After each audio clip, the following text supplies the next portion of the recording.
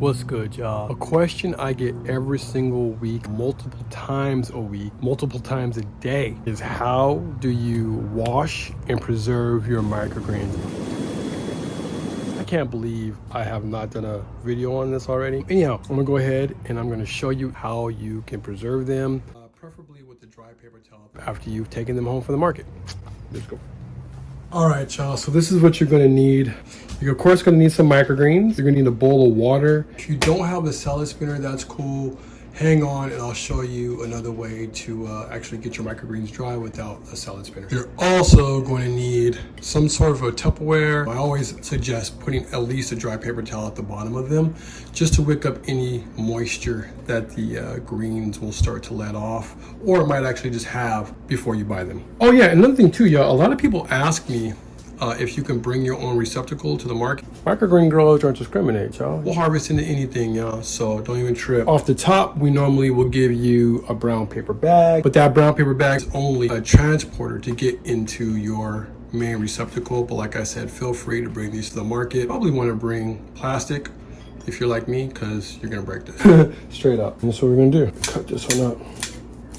For giggles, I also added your friend the sunflower, because a lot of people seem to have issue with the holes. Depending on the time of the year, you're gonna find a lot less holes. Like right now, you're not gonna find very many holes. The climate during the time of the year has a lot to do with the holes that you might find on your sunflower microgreens. If it's warmer, you typically won't find that many. If it's cooler, well then a lot more tend to stick on, just because it's harder for them to shed. Number one, you want to grab the amount that you're going to eat for the night. Don't wash the whole batch at once, unless of course you're going to eat them all at once. I get some of the sunflower seed in there, something like that. What's a mix without sunflower, you know what I'm saying? Boom. That's all I'm going to want for the night. If you notice that you have condensation in your refrigerator, throw another one on top, just like this. And then grab your lid, like this here, and throw this in the crisper of your refrigerator. Kind of agitate the water, make all the shells and holes dislodge from the green. Probably already see a lot of the holes kind of popping up because they float. That's what I'm really doing. To be honest with you, y'all, the ones that bug me the most are the sunflower. A lot of these other little holes, I don't really care that much about them. I'll eat right through them unless there's a lot. There's not a lot right now. Again, this goes with pretty much all your microgreens. If it's a little bit cooler, you're normally going to find a little bit more as opposed to when it's warmer. Now all I'm doing is kind of just picking out all of the shells that I find. Most of your microgreen, the holes should kind of pop out or pop off in the water, especially after you do that. But if they don't, it's really easy just to remove it and kind of just discard that, throw that back in. The rest is pretty self-explanatory, y'all. Here's another shell. I kind of corral a lot of the seeds. I don't know if you guys can see that. I try to corral a lot of those holes in like to one little area. And then I kind of pull these through and kind of maybe rinse it off a little bit more like that. The broccoli holes, a lot of the other holes, even the sunflower, you can eat them. I just don't like to eat them. This stuff out of here. If you want, y'all, you can get like a little skimmer, get that stuff out, but you can see not so much dirt, but mostly holes and stuff like that in there. All the sunflower holes, they're not in here. We already picked them out, but there were some. You can see them here, a couple in there.